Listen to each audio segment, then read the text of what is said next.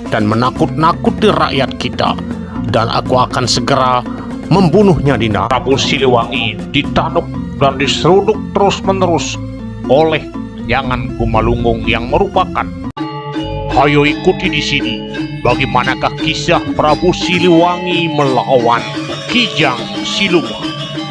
Anda dapat menyaksikan cerita menarik di sini.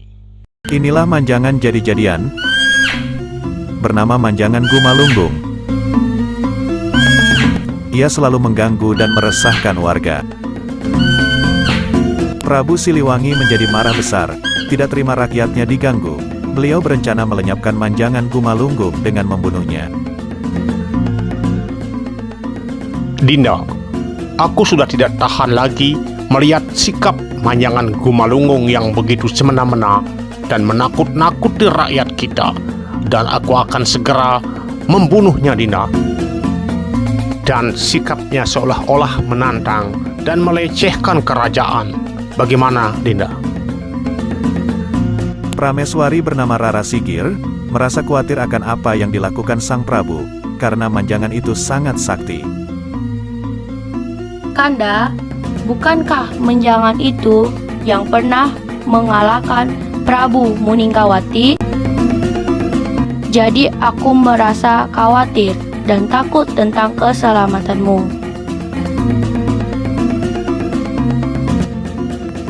Dinda, tak usah meragukan. Tak usah khawatir akan kemampuanku. Kalaupun aku mati membela negara, itu adalah kesatria. Dan kita tentu nanti bisa mendapatkan surga.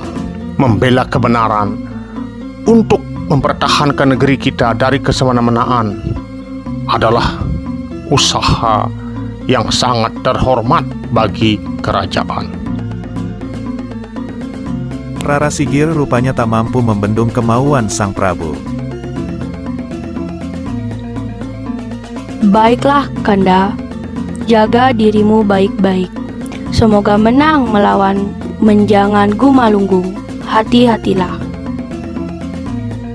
Demikian pesan Rara Sigir, walaupun sebenarnya berat hati, tetap memberikan semangat. Prabu Siliwangi pun berangkat mengambil panah untuk memerangi Menjangan Gumalunggung. Prabu Siliwangi ditanduk dan diseruduk terus-menerus oleh Menjangan Gumalunggung yang merupakan Menjangan jadi-jadian. Selain itu, Menjangan itu juga mengganggu penduduk. Selain memakan tanaman, ia juga merusak dan menakut-nakuti warga. Ada kayu yang ditemukan sengaja untuk dirobohkan agar mendapat perhatian. Ketika Menjangan Gumalunggung berlarian bagaikan gemuruh yang kemudian menyebabkan memuncak marahnya Prabu Siliwangi. Di suatu kesempatan yang baik, walaupun ia terus melarikan diri seolah-olah memainkan Prabu Siliwangi, matanya pun berkedip-kedip bagaikan sedang menantang kesaktian Prabu Siliwangi. Setelah beberapa saat saling pandang, ia ingin membuktikan siapakah yang sakti sesungguhnya, karena selama ini ia sangat ditakuti oleh masyarakat. Prabu Siliwangi tidak tinggal diam. Dalam beberapa saat kemudian,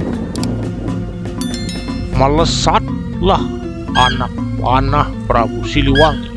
Ia pun lari tunggang langgang. Kijang Gumalunggung rupanya ketakutan juga, tetapi ingin juga mempermainkan Prabu Siliwangi.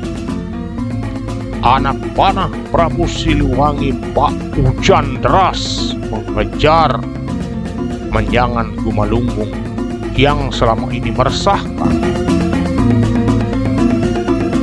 Tidak bisa mengelak lagi, begitu banyak anak panah yang diluncurkan. Walaupun kemana pergi, karena anak panah itu adalah anak panah yang sakti yang sudah diupacarai. Dan Pasupati akhirnya kenalah bagian perut menjangan Kumalunggung. Dia tidak bisa lagi berlari kencang. Jalannya tertatih-tatih. Kemudian darah pun mengucur. Dia melompat lagi, tetapi tersungkur dan tidak bisa. Akhirnya datanglah anaknya bersama rombongan yang disebut dengan Menjangan Gumaringsing, membawa pasukan yang sangat banyak dan begitu ganas untuk membalas dendam kematian orang tuanya Menjangan Gumalunggung. Ia pun beramai-ramai ingin menyerbu Prabu Siliwangi pada waktu itu. Menjangan ini rupanya adalah menjangan-menjangan sakti yang larinya pun sangat kencang. Namun Prabu Siliwangi sepertinya tidak kehabisan akal. Kembali ia menghujani panah dan terus-menerus tidak henti-hentinya. Rombongan Menjangan Gumaringsing pun dikejar oleh ribuan anak panah. Anak panah itu seperti tahu kemana ia harus diarahkan oleh tuan. Mengalir begitu saja. Rombongan Kijang itu pun kemudian lari dan mengenai